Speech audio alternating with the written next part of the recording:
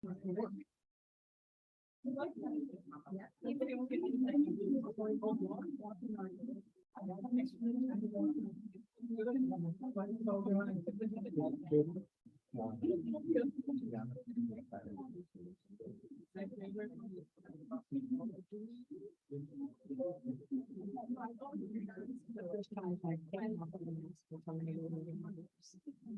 started last night. What?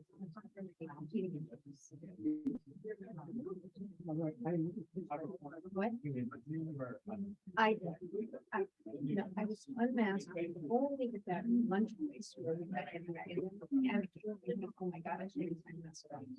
So that Well, you know that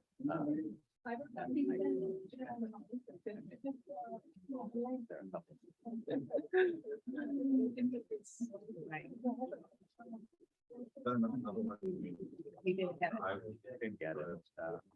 Like I got it back. yeah, I remember. This week I got. It was actually very much. Yes, ma'am.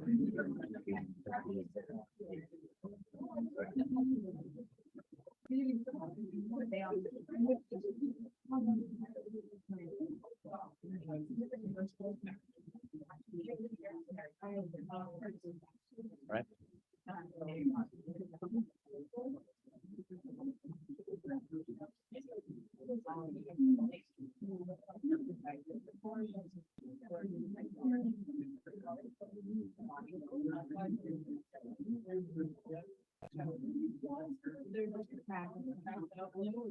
All right, I think we'll get started.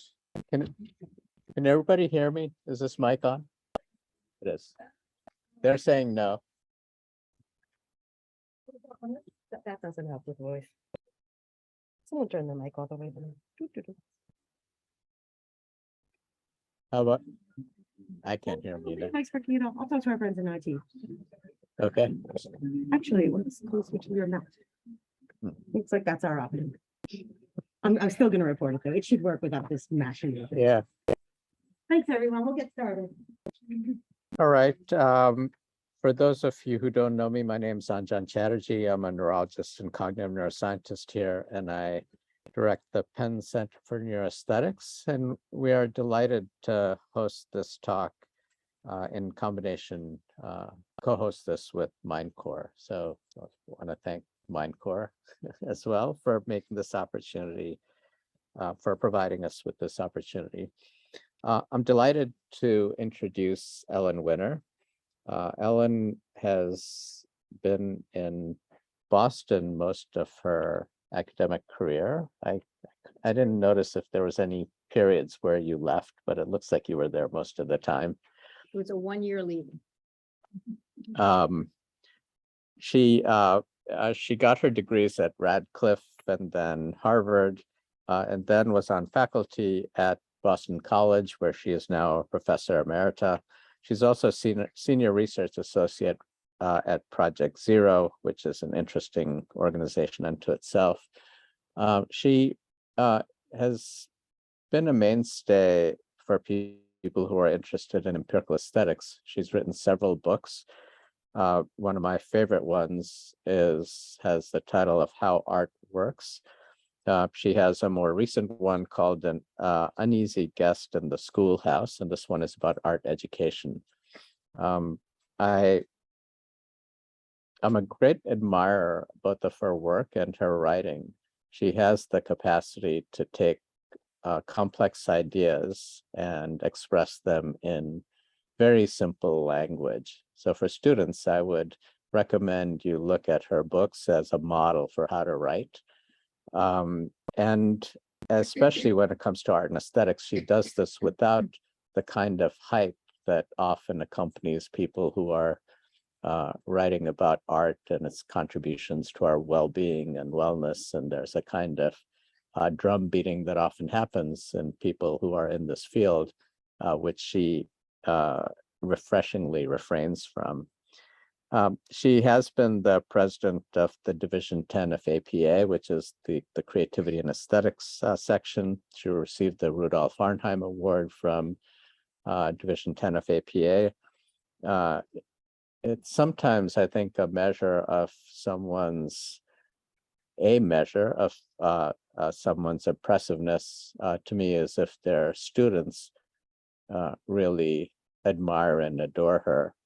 And she has a special issue of Empirical Studies of the Arts where her students put together a Fettschrift for her as a measure of the influence she has had on people in this world. Her first paper in Empirical Aesthetics was published in 1975. And I'm not bringing this up to date anyone, as much as to say that if anyone has the long view of how psychology and research and the arts has progressed over near half a century, Ellen is it. And so it's my great pleasure to welcome Professor Winner to come here and talk about some of her recent work. Thank you. Thank you. I just need to clear something off my screen. I think I can clear off where it says got it, but I can't find a mouse to do it. Oh, wait, my mouse is over there. If you could return, if that would work.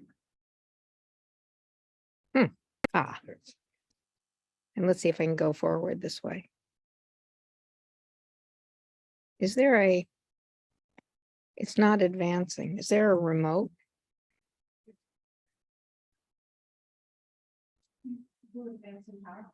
Yeah. What? In PowerPoint, it won't advance.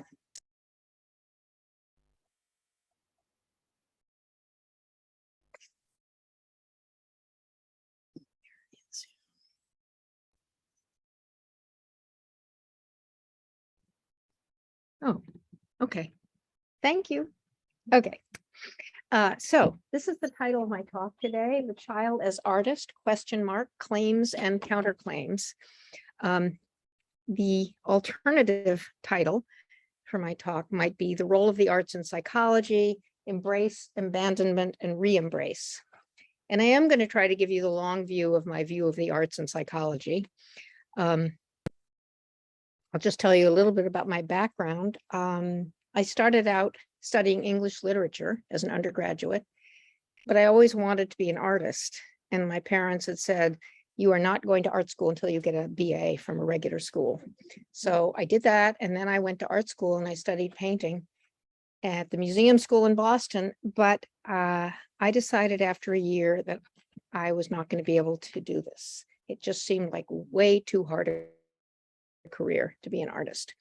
And so I gave it up and I ended up landing in this research organization called Project Zero, which I'm going to talk about today, which focused on, at that point, psychology and the arts.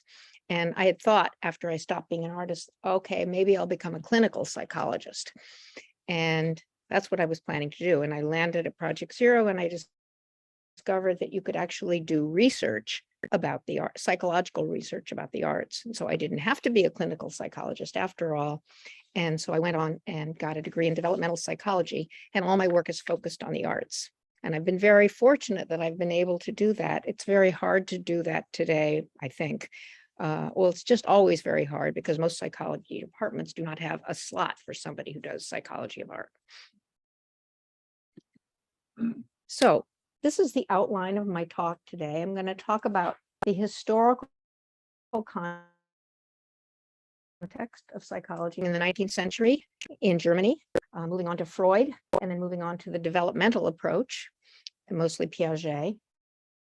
And then I'm going to talk about this organization that I belong to, Project Zero, their explicit call for a developmental psychology of the arts. And that's where I'm going to talk about the claim of the child as an artist, followed by a decline from art, and then counterclaims.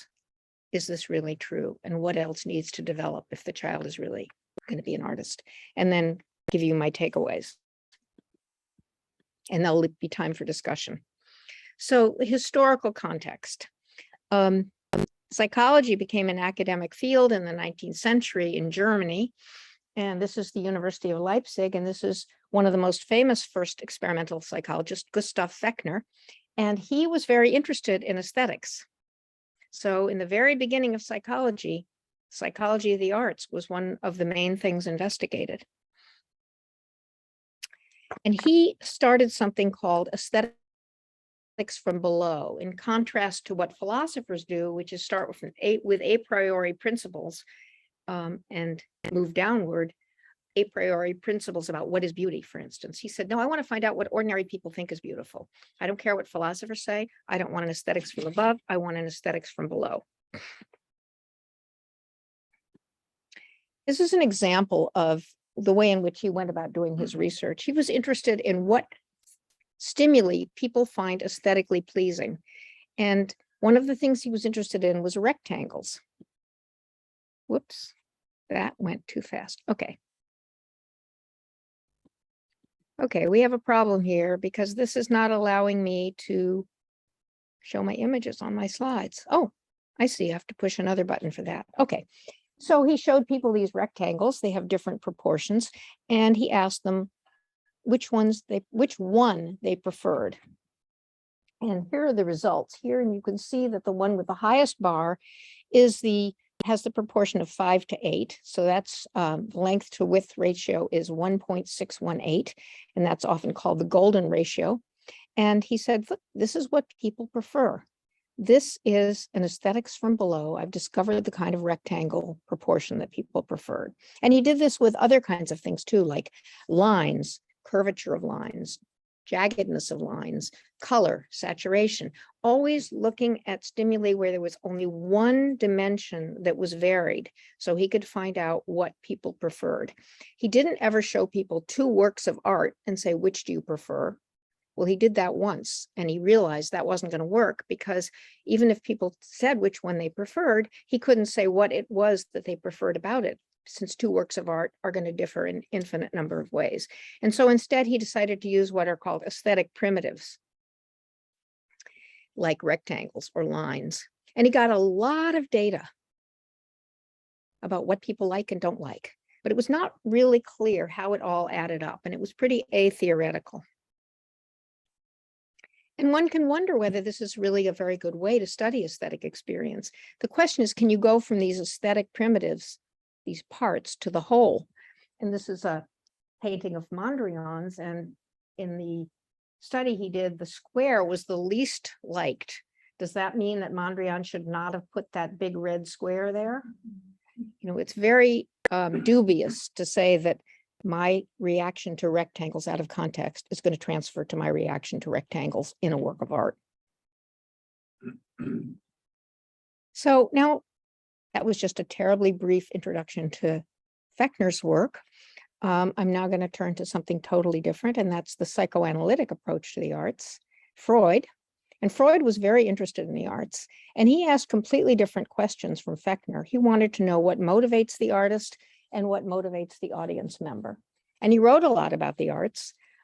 These are big, deep questions. I think they're much deeper than which kind of rectangle do you prefer. He wrote about Leonardo da Vinci. He wrote about Dostoevsky and parricide in The Brothers Karamazov, where there's a theme of parricide.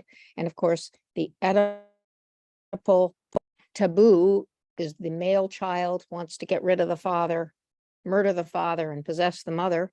Well, the theme of parricide, he believed, is very unconsciously resonates with at least men because they have this buried Oedipal wish. He wrote about Moses and Michelangelo and why people are drawn to it. And he wrote about creative writers and daydreaming, among other things about the arts. And like Fechner, here's one way in which he was like Fechner. They were both interested in pleasure, the pleasure we get from art. That was their key interest. And Freud said some rather strange things about this. He said, there is, to my mind, no doubt that the concept of beautiful has its roots in sexual excitation, and its original meaning was sexually stimulating. I don't know really what evidence he had for that, but he said there was no doubt in his mind. And he also felt that we get pleasure from art because we have in art, we unconsciously fulfill our taboo wishes in fantasy form. We can't fulfill these wishes in reality. So the best we can do is fulfill them in fantasy. We do this in dreams, and we also do this with art. And the example I just gave you from the Brothers Karamazov and the theme of parasite is that the pleasure we get from reading the Brothers Karamazov is because we are unconsciously acting out our own parasital wishes. And of course, none of this was based on experiments. Fechner did rigorous experiments. You could not fault his rigor. And Freud didn't do experiments at all. This was all based on his clinical practice and his thinking. Unlike Fechner, Freud did have a lot to say about the child and the artist and how they related. Can I read either of these? Let's see. Here he writes about Leonardo. Indeed, the great Leonardo remained like a child for the whole of his life in more than one way. It is said that all great men are bound to retain some infantile part. Even as an adult, he continued to play, and this was another reason why he often appeared uncanny and incomprehensible to his contemporaries. So keep that in mind when I get to the idea of the child as artist. And here he writes, the creative writer does the same as the child at play. He creates a world of fantasy, which he takes very seriously. Again, linking the child to the adult artist. So who do you think got us further in the study of the psychology of the arts, Fechner or Freud? Well, the great personality psychologist Henry A. Murray, who was the inventor of the TAT, the thematic apperception test, which some of you may have heard of, he had this to say: academic psychologists, like Fechner, the brackets are mine, are looking critically at the wrong things, aesthetic primitives. Psychoanalysts are looking with reeling brains, meaning non-empirical, at the right things, meaning the big questions. So they both had their strengths and limitations. But after Freud, psychology really turned away from the arts for most of the 20th century. And we have made far more progress on the study of scientific logical thinking than on aesthetic thinking. And at the end, I'll speculate on why that might be. But if you pick up a psychology textbook here, how many people are undergraduate psychology majors here? Okay, only a few, but some of you have been. I don't know if you can remember your psychology textbooks, Introduction to Psychology, but most of them do not have a chapter on the arts. They have a chapter on memory and language and mathematics and logical reasoning, but not on the arts. Okay. So, developmental approach, Piaget, and Piaget had almost nothing to say about the arts. And that's one reason why developmental psychology came so late to the arts. So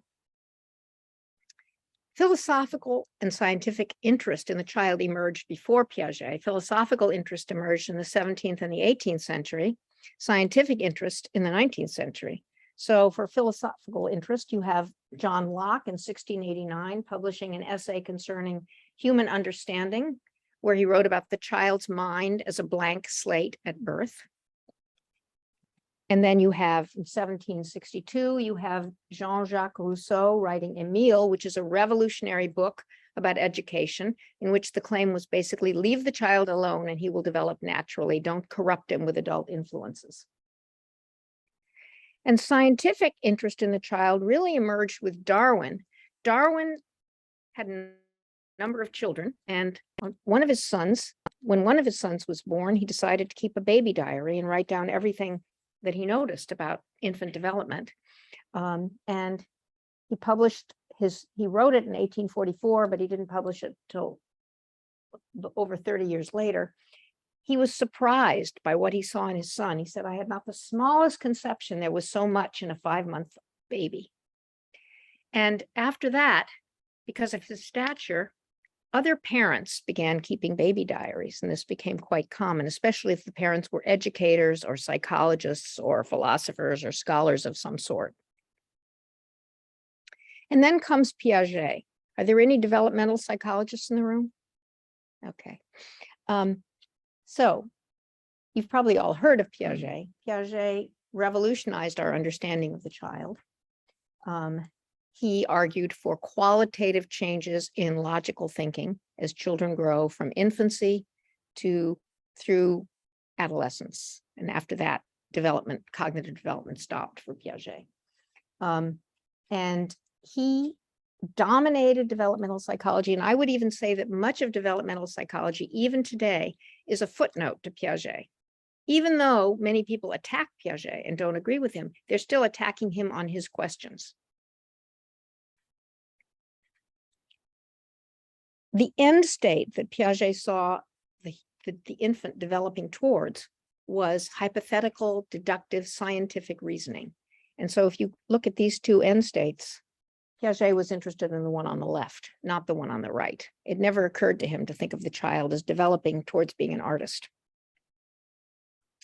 There were some developmental psychologists who were exceptions, who did look at the arts. In 1962, Ruth Weir, who was a psycholinguist, published a book on the bedtime monologues of her 2-year-old son. She recorded them as he was falling asleep. And she found that they were filled with poetic devices like rhyme and alliteration and rhythm. So the child is poet. And in 1963, Heinz Werner and Bernard Kaplan, who were at Clark University, wrote a book called Symbol Formation. And one of the things they argued for was the child having special access to something they called physiognomic perception, which is a kind of metaphorical perception, where if you see a drooping tree, you see it as sad. If you see a jagged line, you see it as angry. And they presented some evidence that children are more likely to think this way than adults. And that's more artistic way of thinking, because it's metaphorical. And then in 1954, Rudolf Arnheim, who was a mentor of mine, published a book called Art and Visual Perception, which has gone through many later editions. And in chapter 4 of that book, he has a chapter 4 of that book is called Growth, and it's about why children draw the way they do. And he's basically saying, don't think of children's drawings as just error-prone, trying to get to be like adults. They have their own logic and should be taken very seriously. So now I want to talk about what happened when Project Zero got founded and called for a systematic developmental study of the arts, which I think had a big influence in the psychology of the arts. Project Zero was founded by Nelson Goodman, who was a great philosopher, and he actually was a longtime philosophy faculty member here from 1946 to 1964. And then he went to Brandeis, and then he came to the Harvard philosophy department, and he was able to start a research organization at the Graduate School of Education at Harvard, even though he wasn't there at the Graduate School of Education. And he said, we know zero about learning and cognition in the arts, and we need to have a systematic study of this. And so he called it Project Zero, thereby alienating a lot of people who felt that they already did know something about learning in the arts because they were art educators or they had done some studies on this. But he didn't mind. He was very provocative, very acerbic. And he wrote a book called Languages of Art, which really became the Bible of Project Zero. It was originally published in '68, and it was about an analysis of symbolization in the arts versus the sciences. And I'll come back to what he argued in that book in a minute. And then in 1973, Howard Gardner, who I happened to also be married to, wrote a book called The Arts and Human Development. And he was the co-director then of Project Zero. And he said, Piaget wrote about scientific thinking. What would happen if we thought about artistic thinking rather than scientific thinking as the endpoint, or as one endpoint of human development? And he made the argument, and he was not the first to make this argument, because Blake had made this argument too, and other artists. But he spelled out in this book that we should think of the young child as an artist, much more like an artist than the older child, because young children are expressive and they're unimpeded by the desire for realism. But that after you have this wonderful flowering of artistry, you have a decline, and children get very literal minded and want to draw things the way they are supposed to be drawn, and they get very rule governed, and they lose something. And this is a kind of non-linear development. You have something starting out high and going down, completely against the Piagetian linear development, where each stage of reasoning is increasingly logical and increasingly accurate. Project Zero really put out a call for systematic research on the development of artistic thinking, just as it had been done with scientific thinking with Piaget. And so now I want to talk about the claim of the child as artist, followed by a decline. The idea of the child as artist might sound strange to you, but it might not, because you've all been exposed to Western modernist art. It certainly would sound very strange to a 19th century art educator. And this is a quote from John Ruskin, who wrote in 1876, The Elements of Drawing. He was an art educator and a philosopher.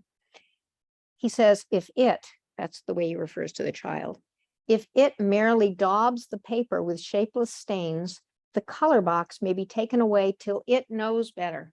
But as soon as it begins painting red coats on soldiers, striped flags to ships, etc., it should have colors at command. Basically saying, until kids can draw representationally, what they do is of no interest. Certainly doesn't think of the child as a budding artist.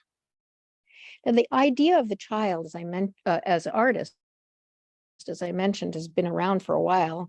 The poet Blake talked about it. Wordsworth talked about it.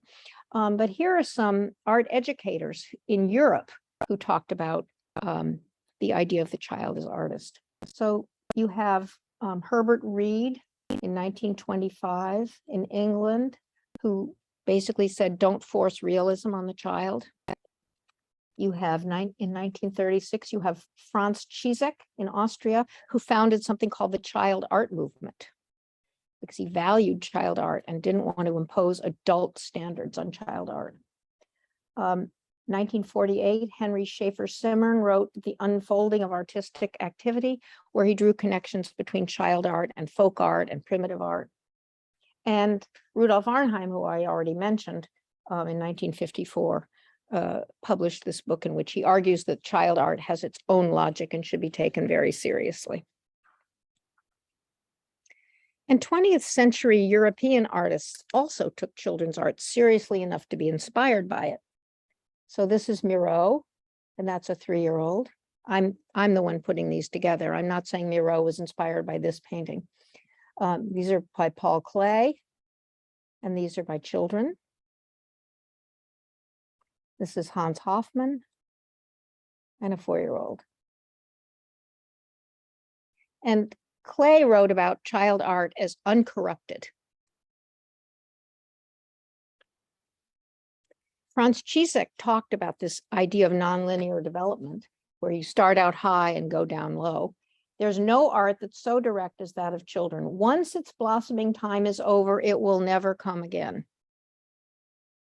And he also said the crisis in a child's life usually comes about 14.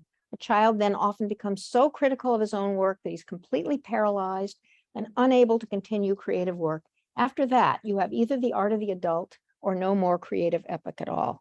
What he's already anticipating is the idea of a U-shaped curve, where children start out high in artistry, they decline, and after that you have either nothing more, which is where most adults are, or you have the art of the adult for adult artists who go back up. And I think Cižek's observations ring true. They rang true to people at Project Zero. They rang true to me. And here's just some anecdotal evidence. On the left, you have preschool art, which is, I would characterize as bold and expressive and playful and interesting to look at. And on the right, you have the art of middle childhood, which has become much more conventional, and it's striving to be more realistic. It's striving to draw things the way you're supposed to draw them. And we called that the literal stage. This is another little piece of data for the idea that older children are more driven to realism than younger children. We gave children Picasso, or not just Picasso, we gave them a series of black and white line drawings, and we deleted a certain part of the drawing, and we asked children to add what was missing. So in this one, the thing that I have circled, that's what the child added. We had deleted the arm and we asked them to add an arm the way the artist would have done it. And that's what a 6-year-old did. And we thought that was actually pretty good because it captured the schematic style of the Picasso drawing. But you might say, well, maybe that's all the 6-year-old could do. But we also had a more realistic Picasso drawing, and we took the arm off, and the same child added this arm. So the child was flexible, added the schematic arm for the schematic Picasso, the more realistic one for the realistic Picasso. But here's what an 8-year-old did. Those are identical completions for both drawings. So that child is so driven by the need to draw things realistically that he doesn't notice the style and how to adjust. He's not willing to add a non-realistic part. I want to show you what this decline looks like in the gifted child with my former student, Jennifer Drake, who's at Brooklyn College in the psychology department. We have a website which we are amassing of the work by quote unquote artistically gifted children who can't stop drawing. And usually these children are way ahead of typical children in their ability to draw representationally. So this is one of our 4-year-old gifted children. And I think of this as having high expressivity and charm. And I want to show you what her work looks like as an adult. Hyperrealism. So you could call that a decline. You could also call it an incline in skill. It depends on what your metric is. But there's certainly a loss of expressivity, and I'm giving you my own values here, and boldness and playfulness. One of the things we wondered is whether kids who seem to be in the literal stage and be unwilling to draw playfully, have they lost this ability or are they just unwilling? And we brought kids into the lab and we asked them to draw something, anything they wanted. And over on the left, you have the drawings that they did first, the car, the house, and that was actually the window in the lab. And then we showed them a whole bunch of drawings by preschool children, but we didn't say these are by preschool children. And then we said, can you redraw your drawing the way these kids would have done it? And so what you get on the right is their attempts to redraw their drawing in a preschool style.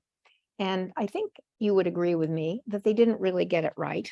They made them messy, they made them scribbly, but they didn't capture the charm and the aesthetic appeal of preschool art. And one kid said, I'm making this messy on purpose. I know how to draw right, but I'm doing this to make it look like the others. They seem to have lost this ability. What am I getting here? Somebody, noise coming in here? Another channel? Can you hear that? Oh, thank you. Okay, now, do you have a U curve in an artist?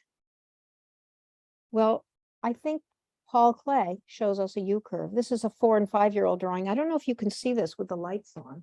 Is there any way to turn this light off?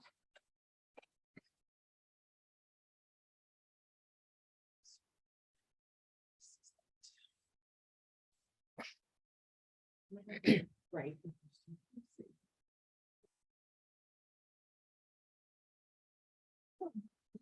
There, that's a little better. Can everybody stay awake if the lights are off? Okay. And he actually rediscovered this when he came home. He was a very disappointed art student. He was tired. He didn't like the way he was being taught in art school. And he came back and he looked at his childhood drawings and he found that, and he really liked it.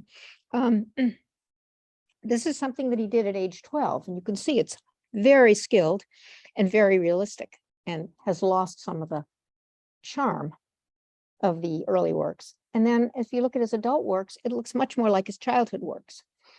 That was done at age 47. And so you could argue, if you're not measuring on the basis of realism, you could argue that there is a U-shaped curve. There's starts out high, goes down, comes back up again. But beyond anecdote, how can this claim of the U-shaped curve be systematically tested? And I have the preschooler on the left, the adult artist on the right, and middle childhood and adults who are not artists at the lower end of the curve. Well, Jessica Davis at Project Zero did a study that tested for this U curve in artists and non-artists and kids and adults. She simply asked people to draw 3 pictures. Draw happy, draw sad, draw angry. And they were scored on overall, there was a very complicated scoring system, but basically they were scored on how expressive they were. And what she found is something like a U-shaped curve. The 3 circles that I have, the one on the left is the 5-year-olds, and that's how high they were scored in expressivity. The higher, the more expressive. So the 5-year-olds, and then the next circle over, the 14-year-olds, self-declared artists. There were 2 groups of 14-year-olds, self-declared artists, non-artists. And then at the far right, you have adult artists. And those 3 groups were the highest. And then at the bottom of the U, you have the older children who are mired in the literal stage. You have the 8s, the 11s, the non-artist 14-year-olds. And actually, I think you also have the non-artist adults. I forgot to put that in. So that was one piece of systematic evidence. Here's just an example. The artist angry and the 5-year-old angry look kind of similar, and the non-artist adult angry kind of misses the point. Drew something that would make you angry. Now, this has been replicated a number of times by David Pariser, and he had both American judges and Chinese American judges. And what he found was that the Chinese American judges did not find a U curve because they judged entirely on skill and technique and realism. But the American and Canadian judges evaluated on modernist art criteria. And so they got the U. So the claim of the child as an artist is definitely an American, European 20th century claim. You see the same thing, the same kind of decline, and I don't know whether you have the upsurge, in the area of metaphor. Tolstoy said, no one thinks up so many new words as children, and actually wrote my dissertation on early metaphor in child language, and found that you could distinguish between metaphors and mistakes quite well, and that a large proportion of children's early language is metaphorical. And somebody named Richard Billow found that there's a decline in frequency of metaphorical words as children get older. And here's just a few examples. They're very simple metaphors, but they are metaphors. Turtle for a toe sticking out of a hole in a sock, dark woods for black curly hair, a bib for tape wrapped around the stem of a microphone, a dead tree for a slanted beanbag, a barefoot head for a bald head, and a giraffe bird for ostrich. And in all these cases, the child was shown to have known the literal word, and so that use of the non-literal word was a deliberate choice. We don't have any studies of poets and what their language was like as children, and whether they stopped using metaphorical language and then started using it again. That would be very interesting. Okay, so I've tried to convince you that the young child is like an artist, and so now I want to ask you to think about whether this means that the art of the child is indistinguishable from the art of the artist. And I'm sure you have had this thought or know of people who have had this thought, who look at modern art and say, my kid could have done that. And this is a very common meme. I just happened to find this in a children's book called, there's a whole series of books called Olivia books. And this says, but there is one painting Olivia just doesn't get. I could do that in about 5 minutes, she says to her mother, looking at a Jackson Pollock. And then as soon as she gets home, she gives it a try. And there you have it. So question now is, could your kid really have done that? These are all works by famous modernist abstract painters.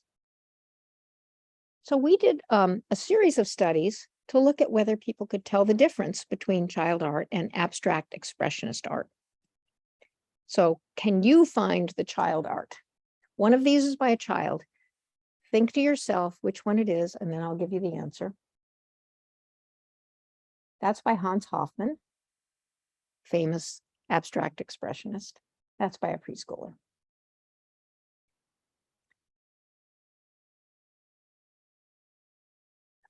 That's by a preschooler. That's by Sam Francis.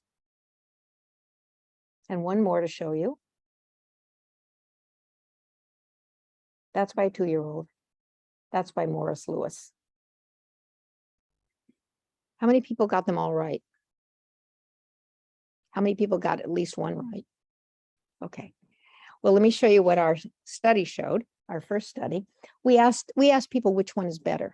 We've done it many ways. Which one is by the artist?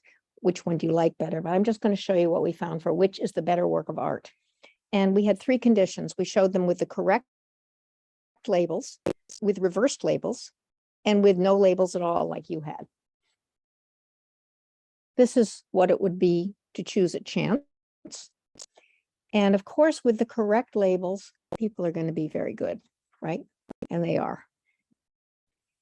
With no labels, which is what you had, you might think people were going to, if I say the child is an artist, then they should not be able to tell the difference.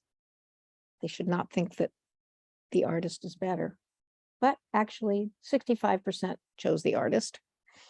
And with reverse labels, and that was really the key test, would they go with a label or would they go with the image? Again, they went with the image and 60% were correct. So people could definitely distinguish, not 100%, but they could distinguish. We did many replications, and one of the things we did is have people rate each image on a whole bunch of rating scales to try to find out what distinguished the works by artists and children. And we found that one of the rating scales really distinguished the 2 groups, and that was how intentional do you think this is? And so the underlying mechanism by which people are making these distinctions is on intentionality. Children's work just looks much more random. So my takeaway from the child-adult comparisons is, even though there's a striking superficial similarity, child art is perceived by adults as less intentional, less mind-driven than superficially similar works by adult artists. And so the young child is more like an artist than the older child, but that does not mean that there's no distinction. Okay, so now I'm going to give you some counterclaims about the child as artist. I've already given you one, which is that we can tell the difference. In what ways, in what other ways is the young child not yet like an artist? And I'm going to give you 2 ways. One is in how they think about the domain of art, and the other is in how they perceive features that are relevant when an object is functioning as art. They have young children have a very non-mentalistic conception of the domain of art. And there have been a few studies done on this where they're asked what they think about works of art. And when 4-year-olds are asked, where do paintings come from? They tend to give kind of mechanical answers like factory, store, book. They don't say it comes from the mind of an artist. How does an artist know when a painting is done? Well, when the paper is filled up or dry. 7-year-olds are asked, can you have a good painting of an ugly thing? Absolutely not. So they don't seem to have an understanding that the mind of the artist can transform what he sees out there into something beautiful. I'm going to spend more time, and I know I can't go too much longer, but I want to talk about the perception of properties that are relevant when an object is functioning as art. Anjan, what time do we end? Because I want to leave some time for discussion. It's 90 minutes is the total block. And you can be shorter than that. A lot of people are an hour. The only thing is that some people have other things, so just keep going. If Okay, I didn't realize, I thought the total block was 60 minutes. It's flexible. Flexible, okay. All right, I'm not going to go on and on and on, believe me. Okay, I think I have about 10 more minutes and then we can have a discussion. These are the properties that I think I'm going to argue are most important to attend to when you're looking at something as a work of art. Expression, repleteness, which is a term I will define, composition, and style. And this comes really from Nelson Goodman, although he didn't talk about all of those things. In his book, Languages of Art, he said, let's stop asking what is art and ask instead when is art, because anything can be a work of art or not. It all depends on how it functions for you. So if I take this pencil and I'm told it's art, I'm going to pay attention to it in a different way than if I'm just using it as a pencil. And he has this very nice example of a graph. That's a scientific symbol, that graph. And all that's important for you to attend to is the shape of the line, the changes in height of the line from left to right. It doesn't matter what the texture or the thickness or the color of the line is. It doesn't matter what the composition is. And it certainly doesn't express any moods. But if you take a similar line and make it the outline of a hokusai Japanese watercolor or pen and ink painting, that line varies in thickness, and sometimes it's thin, sometimes it's thick, and that's important for you to attend to. That's repleteness. Every aspect of that line is full, and it's part of its meaning. And when you're looking at that as a work of art, you have to attend to those. Otherwise, it's not functioning aesthetically for you. And you also have to pay attention to what it expresses. Is that expressing calm or turbulence? And you have to pay attention to the composition. Does that structure work for you? And to the overall style in which it's painted. So how good are kids at this? I've said they're like artists, so they should be really good at this. Well, here's a study of how they are at expression. And this was done by Tom Carruthers. This was his undergraduate thesis at Harvard in 1979. And he was interested in, he had been very influenced by Goodman, and he wanted to test his claims about whether kids could perceive works of art aesthetically. So he gave them these drawings, and they were deliberately drawn in the style of kids so that the kids wouldn't feel intimidated.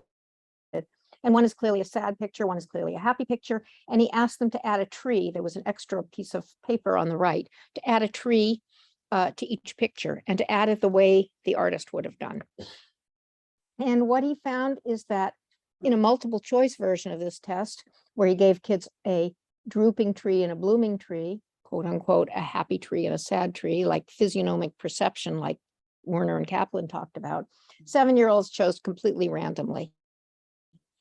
And their completions were also identical. But by age 12, they varied their completions, so they got it. Repleteness, this is how, in the same study, he tested repleteness. He took the line drawing on the top and he traced it so that it was identical except for the line quality. So the line quality on the top is thick, dark lines.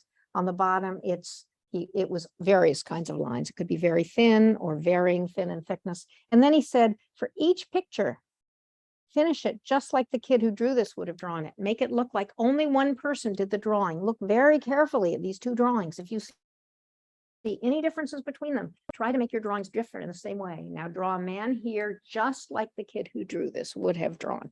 You couldn't make that clearer. And this is what 7-year-olds did. No difference. So they're obviously not seeing it relevant. The line quality is not relevant. And on a multiple choice task, they chose at chance.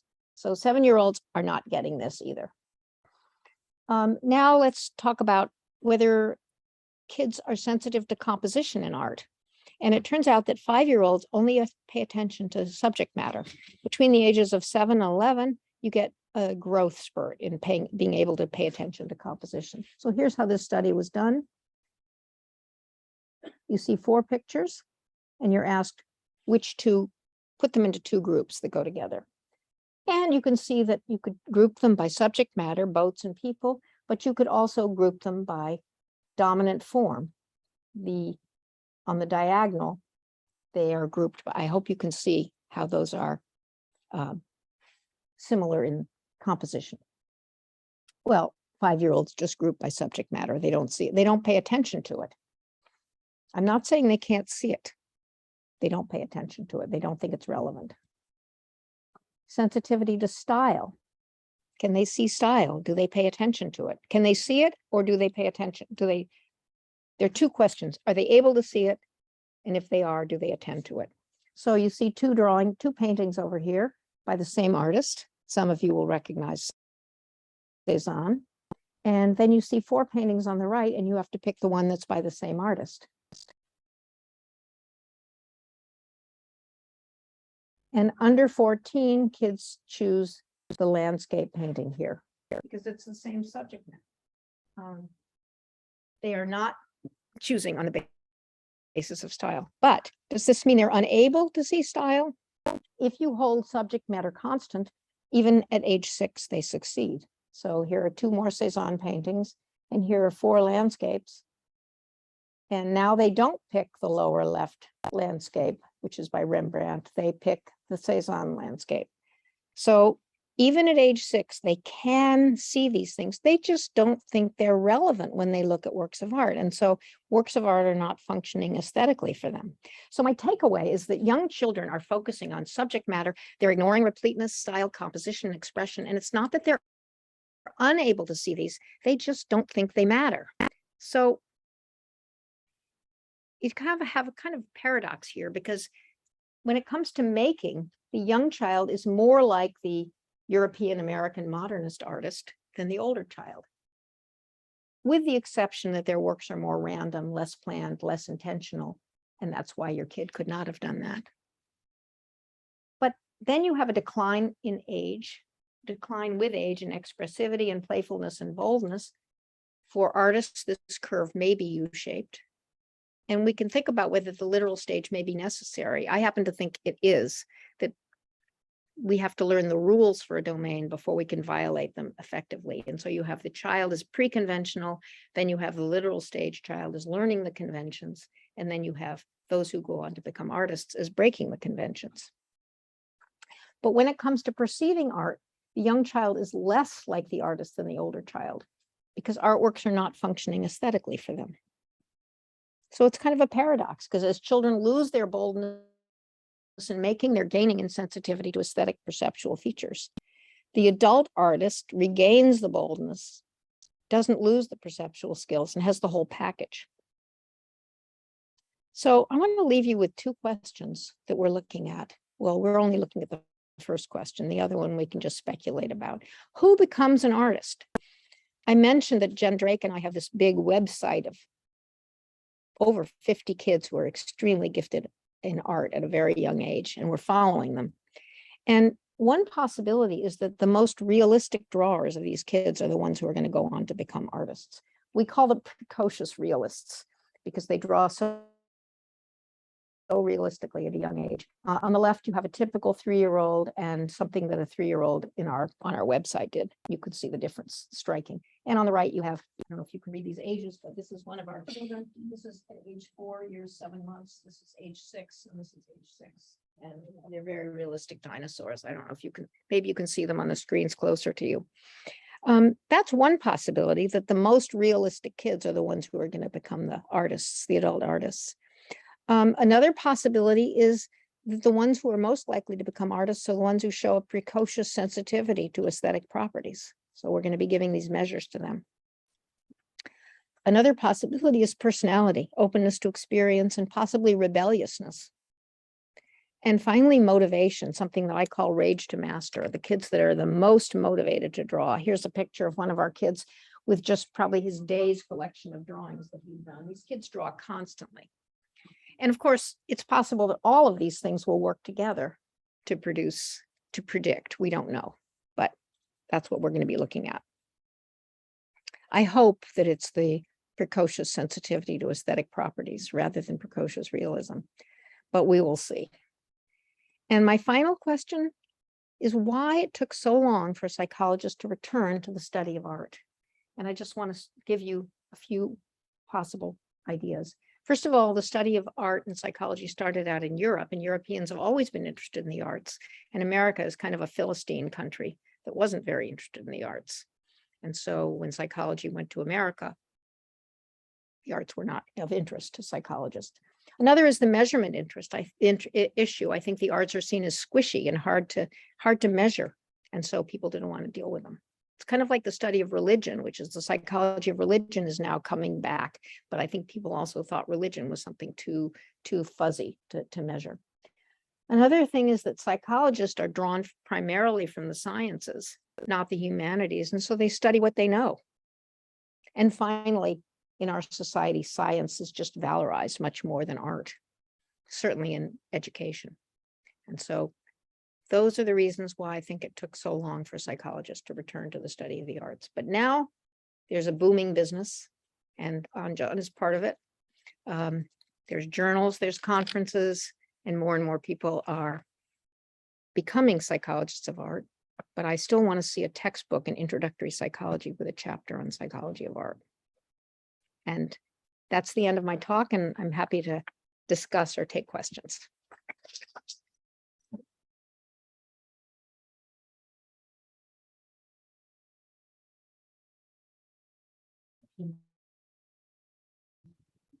Right.